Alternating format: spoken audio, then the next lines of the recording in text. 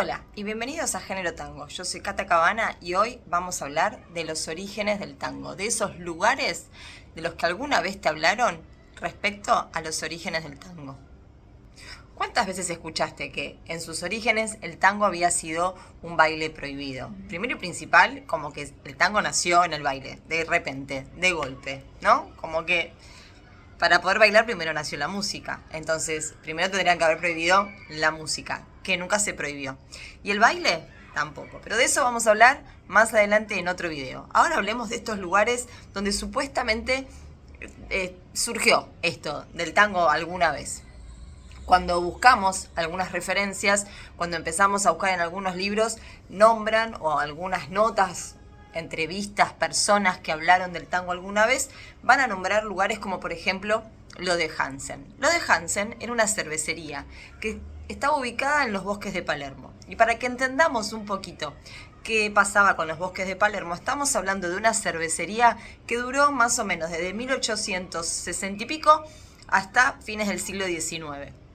Con lo cual, los bosques de Palermo en ese momento no eran lo que vos te imaginas hoy o lo que conocés hoy. Eran un espacio re lejos del centro de la ciudad, o sea, en un lugar inhóspito de la ciudad, donde aquellos que podían se acercaban de alguna manera a tomar una cerveza. ¿Por qué? Porque Hansen era un inmigrante alemán. Y entonces, nada, se caracterizaba por eso, por tener cerveza. Y la música de ese momento, que se escuchaba en lugares donde se comía, donde se tomaba, donde se encontraban, generalmente era música de músicos andantes, ¿sí? Hasta ese momento Hansen no tiene música física en el lugar. Después sí, hay alguna foto dando vueltas por ahí que muestra una orquesta en lo de Hansen, pero la foto no tiene referencias, así que no podemos asegurarlo ni decirlo de repente que así sea. Solo podemos decir que hay alguien que dijo que lo de Hansen se escuchaba tango. Después, Hansen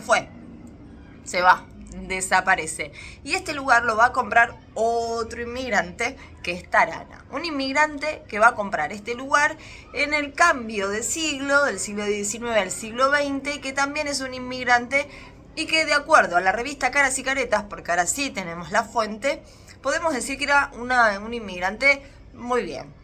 Acá en Caras y Caretas hacen como una referencia entre que había inmigrantes que no estaban bien e inmigrantes que sí eran reaceptables. Como por ejemplo Tarana. ¿Por qué? Porque venía a trabajar, porque venía a invertir, porque venía a poner un lugar y porque era un señor muy respetable. Que ya en los bosques de Palermo, a principios del siglo XX, principios tipo 1901, 1902, ya no es ese otro Palermo. Ya es un Palermo donde Sarmiento y la Mar en Coche tiraron abajo la Casa de Rosas. Ya existe el Parque 3 de Febrero.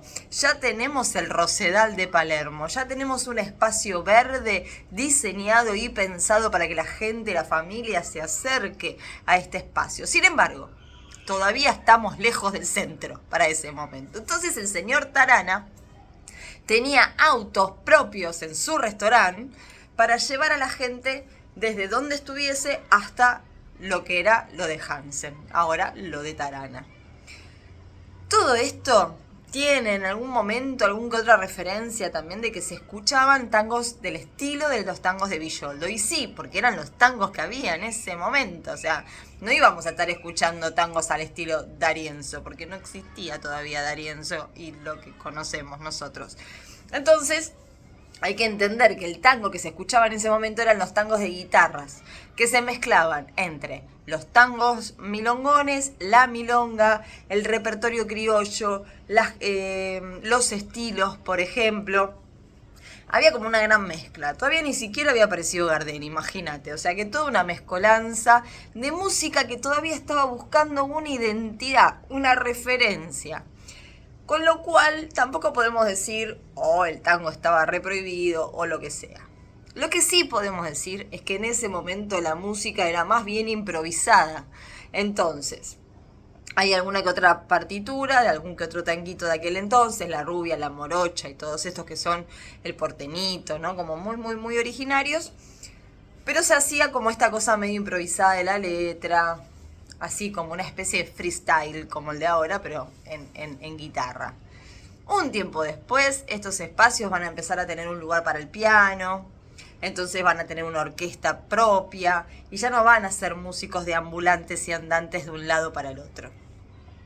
Así que no podemos decir que el tango estaba prohibido. Dicen, hay un mito que dice que cuando sonaba un tango de Villoldo, que si mal no me acuerdo es el Portenito o uno parecido, porque eran todos medio parecidos, la gente se ponía como loca, zapateaba al piso y después se armaba un re despelote. Las fotos de lo de Tarana siempre muestran a unas familias tomando algo, almorzando en los bosques de Palermo. Sería muy raro pensar que un señor que tiene un lugar respetable con autos para que vayas, para que llames y te lleven, o sea, eso es un lujo.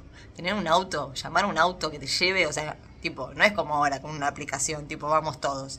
En ese momento, 5 autos son un lujazo, o sea que la gente que iba, también estamos hablando de gente de un cierto poder adquisitivo. Porque recordemos que a principios del siglo XX no hay derechos laborales. Entonces, la gente que sale, que se divierte, que dispone de tiempo y plata para gastarla en entretenimiento, también es gente que pertenece a una clase pudiente.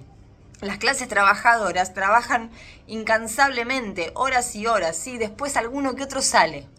Pero no es lo normal, no es lo que todo el mundo hace. Eso también está bueno que se aclare. Que también hay una diferencia socioeconómica a principios del siglo XX. Pero no tenemos que andar repitiendo todo lo que escuchamos, así como loritos, porque si no, repite, que queda. Nosotros tenemos que cuestionar todas esas cosas que se repiten tantas veces.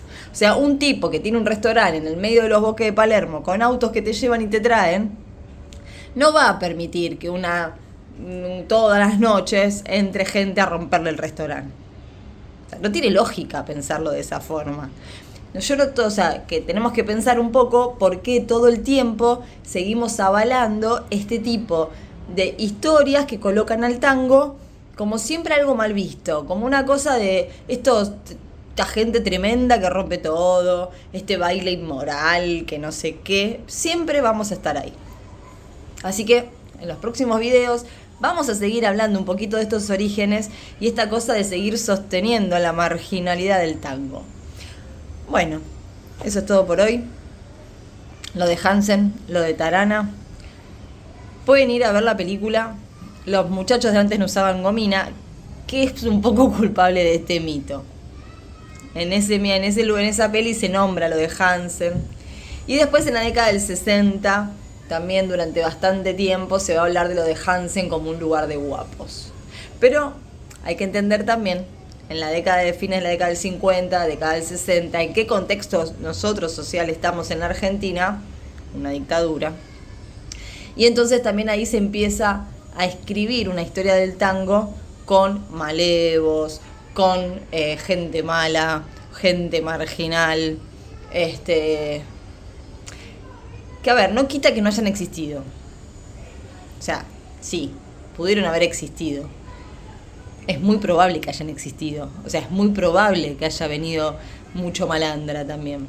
El tema es no poner siempre el foco ahí, porque eso construye una argumentación que no colabora, porque aparte de no ser cierta, genera un mito y además genera como esta construcción social de que la Argentina siempre fue un desastre.